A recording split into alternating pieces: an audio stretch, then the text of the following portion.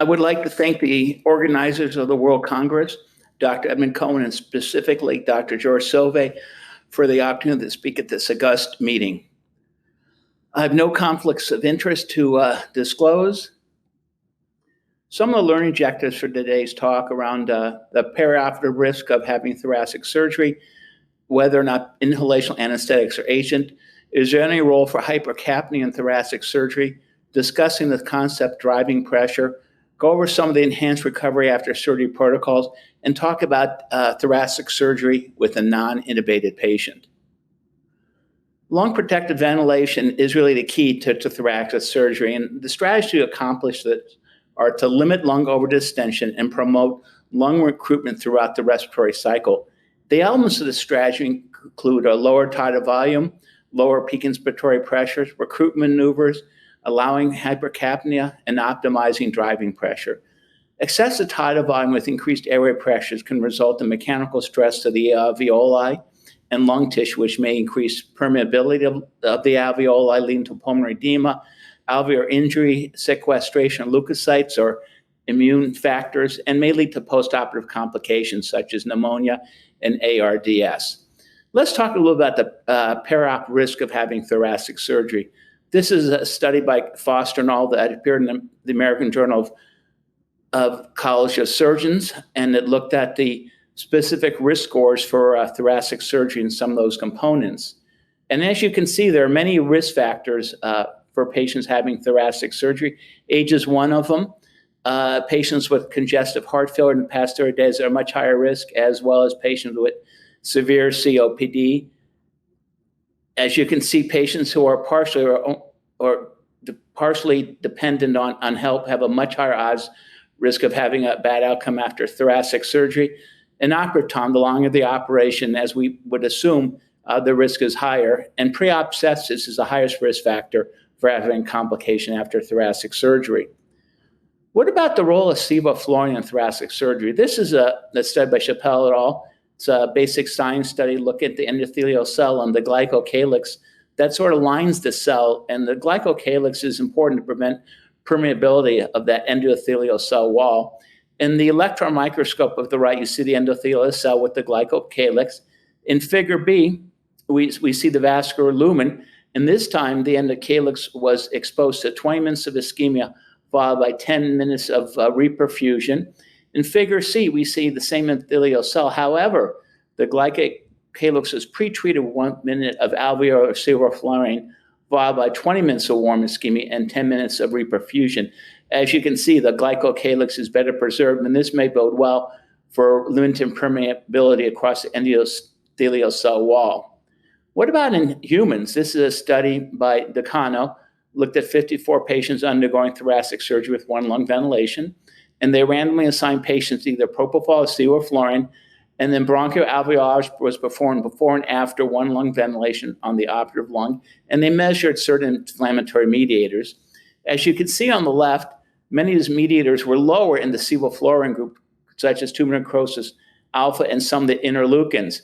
They also found that adverse events were lower in the group that received sevoflurane per propofol, but this was not the study aim, and the study was not large enough to really prove their benefit of sevoflurane versus a TIVA approach. What about hypercapnia? This study by Gao to China looked at 50 patients aged 20 to 60, and they randomized patients to either receive an arterial CO2 of 35 to 40 or 60 to 70, and they collected bronchoalveolar fluid and blood, and the primary outcome was to look at tumor necrosis factor in the bronchoalveolar fluid, and the second outcome was looking at serum cytokines. So one group received either air and oxygen, or the other group received air, oxygen, and supplemental carbon dioxide.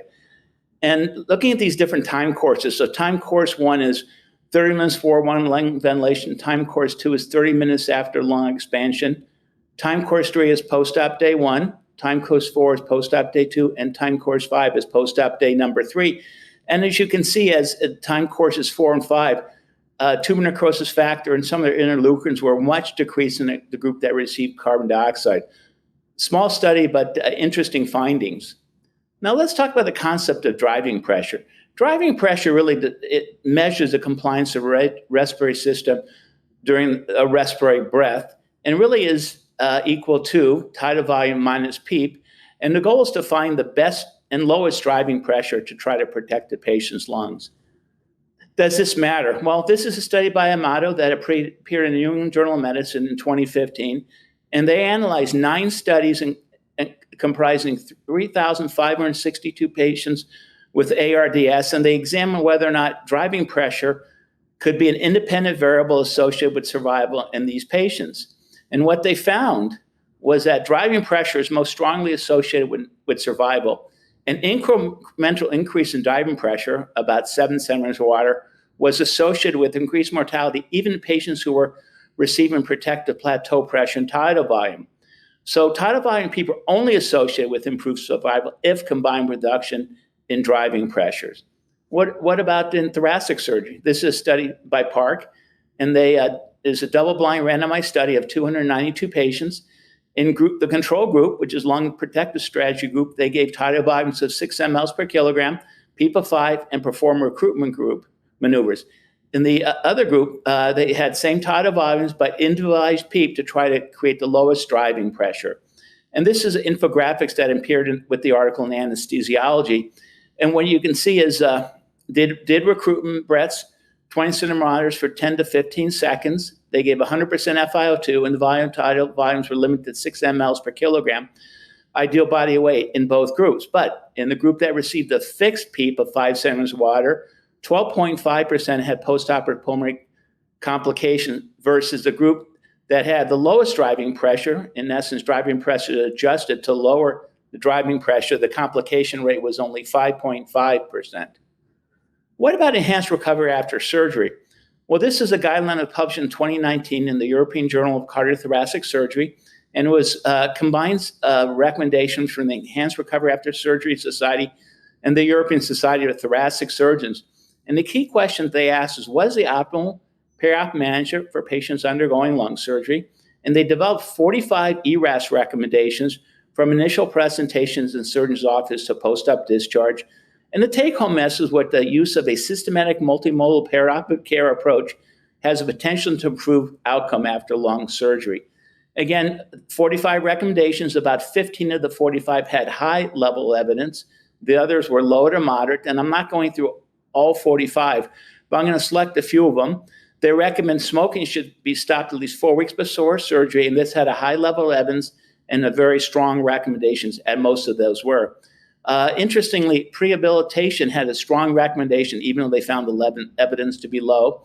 And then clear fluid should be allowed up to 2 hours before the induction of anesthesia, both a strong recommendation and high level of evidence. And this is true for almost all ERAS pathways dealing with clear fluids. They also, recommended strongly that lung protective strategy should be used during one lung ventilation, but they only found the level evidence to be moderate. They also looked at best way to reduce postoperative opiate use, and they found that perivertebral block provides equivalent analgesia to thoracic epidural anesthesia. They found this to high level of evidence, and they gave it a strong recommendation. And then they had several recommendations for postoperative care dealing with chest management, urinary drainage, and they felt a urinary catheter should not be employed unless the patients had thoracic epidural or it's a very long surgery. Again, the level evidence of this was low, and mobilization had a strong level of evidence. Mechanical ventilation has many disadvantages. The ventilation fusion mismatch. There's a risk of volume trauma, which may lead to barotrauma. You may have acute lung injury. You have atelectasis. You release cytokines and other inflammatory mediators, higher risk of pneumonia, and you may have cardiovascular effects. And patients with certain muscular disease, such as myasthenia gravis, may not do well mechanical ventilation. So can we do thoracic anesthesia without an endotracheal tube? Well, the answer is most likely yes. This study by Chen out of Taiwan looked at a single institution's experience with 285 cases of thoracic lung resection with the non-intubated patients, and they had great success. Only about 5% of patients needed conversion to trach intubation. And most oftentimes that was not really because of ineffective epidural, more because of mediastinal movement, hypoxemia, dense pleural adhesion making the surgery difficult, or bleeding. So what they found is patients who had the non-intubation had shorter hospital stays. They surmised that medical costs be decreased to second shorter hospital stays, decreased duration of anesthesia, patient satisfaction was higher, and there may be potential positive impacts of inflammatory mediators, but they did not study for this. And there may be fewer postoperative complications such as pneumonia and ARDS. So there's some contraindications to doing thoracic surgery without an endotracheal tube. And higher ASA class patients, BMI 30 or higher, patients with active cardiac disease or hemodynamically unstable, patients with coagulopathy precluding an epidural anesthesia, significant asthma or sleep apnea. So the conclusions for my talk are there's really the past and the present and the future of thoracic surgery. In the past, we always used double lumen tubes. Now we use bronchial blockers in many cases. Fiber optic used to not be routinely used. Now it's really the standard of care. In the past, large tie volumes were considered okay. Now large tie volumes are strongly discouraged, and we really look at accounts of driving pressure as really being paramount. In the past, we always avoided PEEP. Today, we want to find the optimal PEEP for patients. In the past, TIVA might have been preferred, but inhalation anesthetics may have their role. Hypercapnia was to be avoided, but now permissive hypercapnia may be actually beneficial to patients. Surgical technique has improved. We now have single port thoracoscopy. And again, there may be a role in the future for non-intubated thoracoscopic patients. Thank you very much.